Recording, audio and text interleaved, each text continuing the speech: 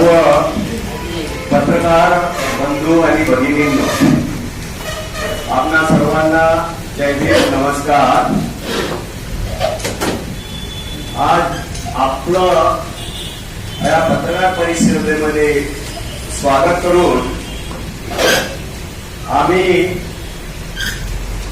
भारतीय बौद्ध महासभा, समता सैनिक दल, विहार समिती आणि बौद्ध तथागत गौतम बुद्ध जयंती उत्सव समितीच्या वतीने या ठिकाणी आपणा समोर उपस्थित आहोत. आमचे मुख्य निमंत्रक काष्टक संघटनेचे अध्यक्ष अरुणजी गाडे साहेब आहेत. माझ्या बाजूला राहुल पडुळकर बानाईचे माजी अध्यक्ष आहेत. बहुजन संघर्ष समितीचे रमेश पिसेजी आहेत. बाजूलाच जावेद पाशा साहेब आहेत. तिकडे आमच्या भागवतकर मॅडम आणि रणजित आमटेके आणि कॉम्रेड राजेंद्र साठेजी, सर्व बोला सर्व साहेब या ठिकाणी उपस्थित आहेत. तर आपला सर्वांचा स्वागत करून आणि सर्व आमचे बौद्ध महासभेचे आणि सर्व आमच्या समितीचे बरेचसे पदाधिकारी या ठिकाणी आहेत. आम्ही या ठिकाणी आपल्या समोर यासाठी उपस्थित आहोत की येणाऱ्या 12 मेला तथागत गौतम बुद्धांची जयंती संपूर्ण देशभर मोठ्या थाटामाटात साजरी होत आहे. महामोदी महाविहार या ठिकाणी देखील लामाजी आकाशजी लामा आणि भंते प्रज्ञाशील यांच्या नेतृत्वाखाली फार मोठ्या प्रचंड प्रमाणामध्ये बौद्ध गयाला बौद्ध जयंती साजरी होत आहे. आम्ही नागपूरकरांच्या वतीने ज्या पद्धतीने 14 एप्रिलला दीक्षाभूमीवर डॉक्टर बाबासाहेब आंबेडकरांच्या जयंतीचा सोहळा पार पडला, त्याच धर्तीवर दीक्षाभूमी या ठिकाणी आम्ही हा सोहळा घेणार होतो. परंतु पूर्वनियोजित दीक्षाभूमी समितीचं पूर्वनियोजित कार्यक्रम असल्यामुळे आपली जी नागपूरची तथागत गौतम बुद्ध जयंती समारोह समिती आहे त्यांनी नागपूर येथील दक्षिण एरियामध्ये असणारा भगवान नगर ग्राउंड या ठिकाणी तथागत गौतम बुद्धांची जयंती आपण साजरी करीत आहोत. या ठिकाणी आपण जयंतीच्या निमित्त नागपूरमधील आणि विदर्भामधील बहुजन समाजाला एक समाज जोडो अभियानाअंतर्गत भारतीय बौद्ध महासभेचे राष्ट्रीय अध्यक्ष भीमराव यशवंतराव आंबेडकर साहेब यांची थीम आहे की संपूर्ण देशामध्ये समाज जोडला जावा. समाजामध्ये जे काही मतभेद आहे ते मतभेदाची दरी जी आहे ती कुठेतरी लुप्त पाहून आपल्यामध्ये भाईचारा, प्रेमभाव, तथागत गौतम बुद्धांचा जो संदेश आहे शांतीचा, समतेचा, ऐक्याचा, तो संदेश समाजामध्ये जावं या उद्देशाने आमच्या ह्या तथागतांच्या जयंतीच्या प्रित्यर्थ आम्ही संपूर्ण विदर्भामधील वेगवेगळ्या जाती धर्माचे जातीचे नाही वेगवेगळ्या धर्माचे जे धर्मगुरू आहेत त्यांना आपण इथं पाचारण केलेलं आहे, अतिथी म्हणून बोलावलेला आहे. उद्देश हाच आहे, तथागतांच्या हा जो शांतीचा संदेश संपूर्ण देशामधील प्रत्येक धर्मियांना हा मान्यच आहे. त्याच्यामुळे हा सर्व आपला एकोपा निर्माण व्हायला पाहिजे. आणि आज जे जगामध्ये अशांतता आहे, आपण भारतामध्ये देखील अशांतता बघतो, अशा ह्या पार्श्वभूमीवर तथागतांचा शांतीचा संदेश आपल्याला म्हणजे ऐक्य अबाधित राहण्यासाठी, राष्ट्राची ऐक्याची भावना अबाधित राहण्यासाठी हा आमचा जयंतीचा एक प्रयोजन आहे. तरी पण आम्ही सर्व पत्रकार बंधूंना अशी विनंती करतो की हा जो आम्ही आपल्याला लिफलेट दिलेला आहे, आमच्या कार्यक्रम पत्रिका दिलेली आहे, प्रेस नोट दिलेली आहे, ह्या माध्यमातून आपल्या लोकप्रिय दैनिकामध्ये हे न्यूज प्रसारित करावी. आज आमच्या जे संयोजन समितीचे मुख्य निमंत्रक आहे अरुणजी गाडे साहेब, हे आपल्याला सविस्तर मार्गदर्शन करतील आणि आमची जी थीम आहे त्या थीमवर ते बोलतील अशी एक अपेक्षा आहे.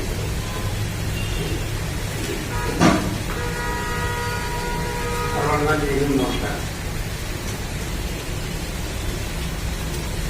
माननीय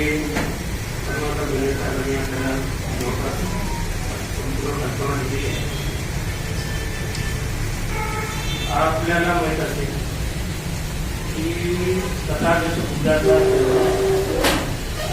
त्यांची ज्ञानप्राप्ती आणि त्यांचं महापरिनिर्वाण ज्या दिवशी झालं की वर्षापूर्वी त्या देशामध्ये बाबासाहेबांनी एक संविधान दिल्यानंतर बाबासाहेबांनी 14 ऑक्टोबर 1956 केल्यानंतर आम्हाला तथागताची ओळख. ज्या तथागतांच्या ज्ञानप्राप्तीच्या तिथे जे विहार आहे ते विहार बोधांचं विहार आहे. ते बोधांच्या यासाठी संपूर्ण देशभर जगभर आंदोलन सुरू आहे. तथागतांनी जो शांतीचा प्रेमाचा संदेश दिला तो बाबासाहेबांनी आपल्या संविधानाच्या रूपाने आपल्याला दिलेला आहे. जे सम्राट अशोकांचं जे चिन्ह आहे आपल्या संविधानामध्ये नमूद केलेलं आहे, त्या सम्राट अशोकांनी 84,000 कुटुंबीय या देशामध्ये मागवले आहे. त्यांचं अस्तित्व झालेलं आहे. बाबासाहेबांची जयंती ज्या प्रकारे मोठ्या प्रमाणात होती त्या प्रमाणात सम्राट अशोकांची जयंती करण्याची आणि ती मोठ्या प्रमाणात व्हावी हा एक हेतू आमच्या योजनेमध्ये आहे. आणि म्हणून आम्ही तथागत भगवानबुद्ध जयंती समारोहाची स्थापन केली आणि तसेच भारतीय आवाज दिली आणि इतर सामाजिक संघटना हे कार्यक्रमाचं आयोजन केले. दिनांक 13 मे 2023 मुख्य कार्यक्रमाचा कार्यक्रम आहे तो आहे सर्व धर्म परिषद. त्या सर्व धर्म परिषदेचं आयोजनाच्या मागचाच हेतू आहे की या देशामध्ये बहुसंख्याक असणारा धर्म हा अल्पसंख्याकावर होण्याचं आपल्याला माहिती आहे. आणि त्यामुळे आपण पाहिले की आज ज्या प्रकारचं वातावरण आहे, काही लोक धर्माच्या रॅली काढतात, त्या रॅली दुसऱ्या धर्माच्या समोर त्यांच्या वंचित असेल त्या समोर जाऊन तिथे विजय वाजवतात, घोषणा देतात. आपल्या संविधानामध्ये प्रत्येकाला त्याच्या धर्माचं अनुसरण करण्याचा, त्याच्या धर्माचा प्रचार करण्याचा, प्रसार करण्याचा अधिकार दिलेला आहे. असं असताना दुसऱ्या धर्माच्या बाबत द्वेष पाळणं हे योग्य नसते. आणि म्हणून कुठंतरी हे थांबलं पाहिजे. कुठंतरी भाईचारा पाळत आपल्या संविधानातच नसलं आहे की समता बंधुत्व न्याय हे आपलं मूलतत्व आहे. हे आपल्या भारतामध्ये रुजलं पाहिजे. बाबासाहेबांनी प्रबुद्ध भारताची निर्मिती जर स्वप्न बघितलं, प्रबुद्ध भारताची समता बंधुत्व न्यायावर आधारित समाज आहे. पण ती होत आहे ती होत नाही. आपल्याला दिसते की एका दुसऱ्या सातत्याने पहिलगावमध्ये आपण घातलं पाहिजे.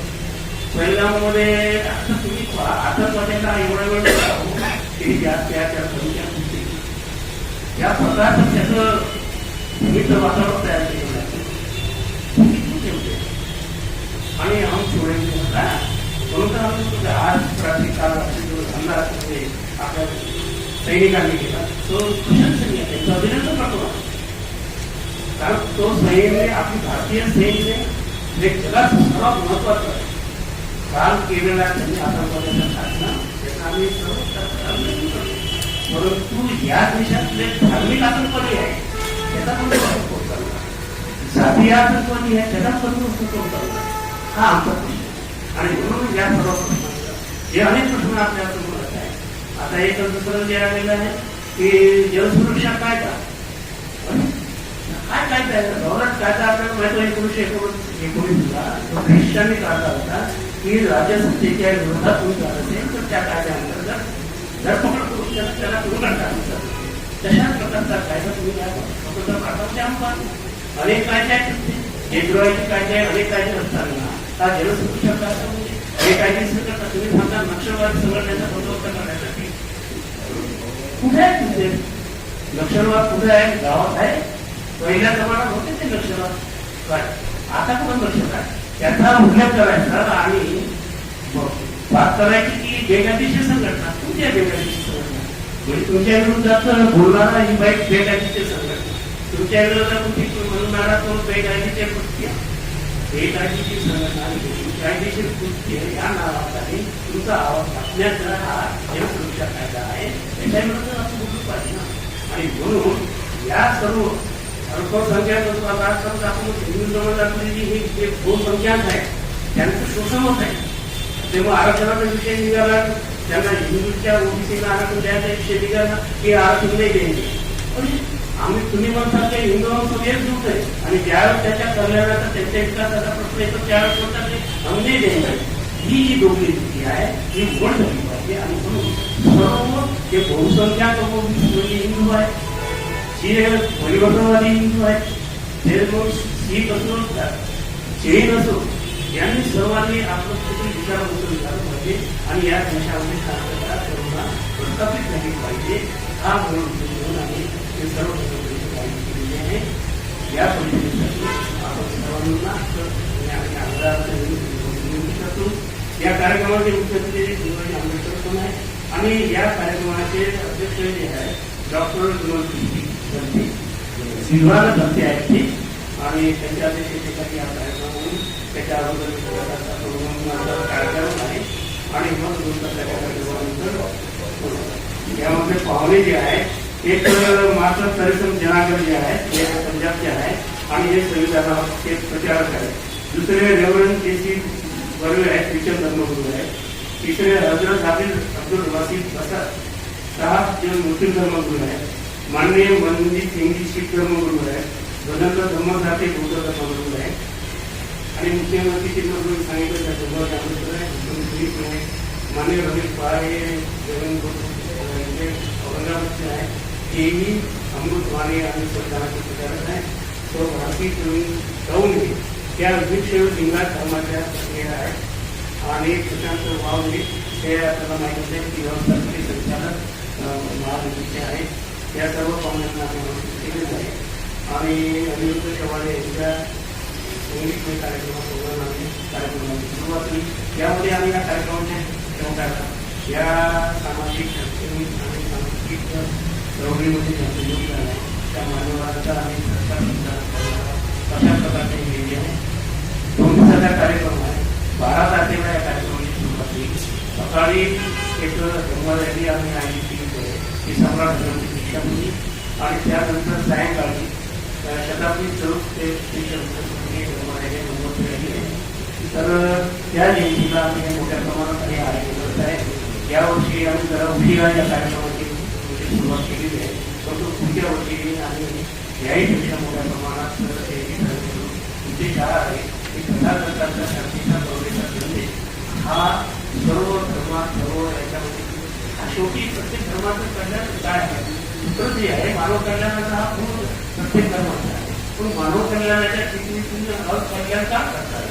तर हा मानव कल्याण धर्माचा हा मानबिंदू आहे. तो त्यांनी त्या सगळ्या धर्माबरोबर आपण मान केली आणि त्यावरती आम्ही पुढचं कार्यक्रम करून काढणार. यामध्ये काही ठराव होणार मांडणार आहोत. त्यामध्ये एक पहिला ठराव होते की मोदी महाविद्यालय हे बौद्धांच्या कायद्यात यावं. दुसरा जो आपली मागणी होती की जी जनसुरक्षा कायदा तात्काळ रद्द करावा. तिसरी मागणी असेल की ज्या अनुसूचित जातीचं वर्गीकरण करत आहे ते वर्गीकरण बंद करण्यात यावं. शाळा बाह्य धरून बंद शाळा जे बंद धरून आहे ते बंद करावं. आरक्षण कायदा ही अंमलबजावणी आम्ही करावी.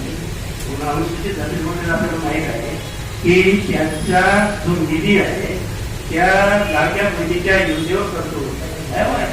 म्हणजे सत्ता तुमच्या हातात आहे म्हणून तुम्ही त्यांच्या SC/ST पोटातला अन्न काढून दुसऱ्याच्या टाका टाकत असतात. तर हे तुमच्या हातात सत्ता आहे त्याचा कसाही उपयोग करायचा हे वंचना आहे. त्याचा आम्ही निषेध करतो. अशा प्रकारचे काही ठराव आम्ही करू ते आम्ही त्यांना समजावं.